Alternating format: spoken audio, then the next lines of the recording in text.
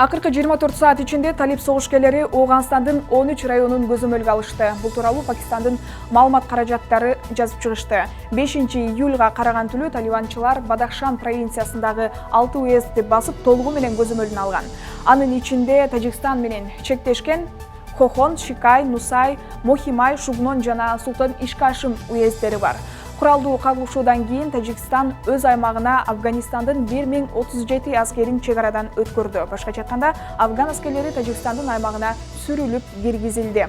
Тажикстандын улуттук коопсуздук боюнча мамлекеттик комитетинин маалыматына караганда, жогоруда айтылган чек ара тилкелериндеги абалды тажик чек арачылары көзөмөлгө алып жатышат. Белгилей кетсек, Талибандын согушкерлери АКШ өлкөдөн аскерлерин чыгарып кете баштаганда, тагыраагы июнь айынын ортосунан тарта күч алган, өкмөттүн күчтөрү менен талиптердин ортосундагы аеосуз кагылышуу чек арада жайгашкан 4 облуста болуп жатат. Согушкерлердин карамагына Бадахшан провинциясынын 28 районунун 18и өткөн. Май айынан бери талиптер Афганистандын 150дөн ашык районун басып алышкан. Афганистандын өкмөттүк күчтөрү болсо талиптер басып кирип жаткан түндүк региондоруна контр чабуул пландап жатат. Бул тууралуу РИА Новости Афган президентинин улуттук коопсуздук боюнча кеңешчиси Хамдулла Мохипке таянуу менен жазып чыкты.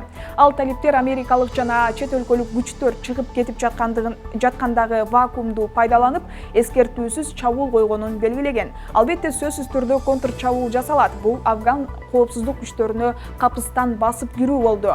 Себеби биз согушта эмес, тынчтыкты күтүп жатканбыз деген пикирин билдирген. Ошондой эле ал Афганистан эли эркин болгусу келгенин жана алар талиптерди афган өкмөтүнүн курамынан көргүсү келерин айткан. Аны менен катар талиптер кыймылы Афганистанды башкарып, афган эли кандай жашашы керектигин таңуулоосун каалабайт деп билдирүү жасаган. Жекшемби күнү тажик президенти Эмомали Рахмон Ооган президенти Ашраф Гани менен телефондон сүйлөшүп, чек арадагы кырдаалды талкуулаганы маалым болду. Тажикстан курамына кирген жамааттык коопсуздук келишим уюмунун башчысы Ооганстандагы кырдаал курчуп баратканы кабатырлантып жатканын, Тажик-Ооган чек арасын бекемдөө үчүн кошумча колдоо зарылчылыгы мүмкүн экенин 3-июлда журналисттерге билдирди.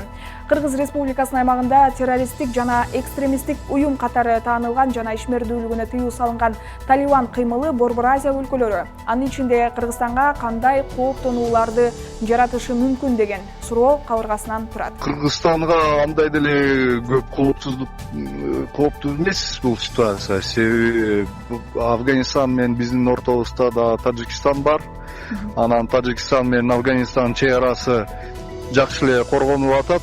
Аякта Орусиянын 201 дивизиясы бар. Ошон үчүн албетте ушундай хаос, Афганистанда болуп аткан хаос, о жакта болуп аткан согуш кошунда Тажикстанга өтүп кетсе, Тажикстандан хаос болуп кетсе, анда албетте бизге да коркунуч бар. Азырынча андай көп деле коркунуч биз үчүн жок деп ойлойм.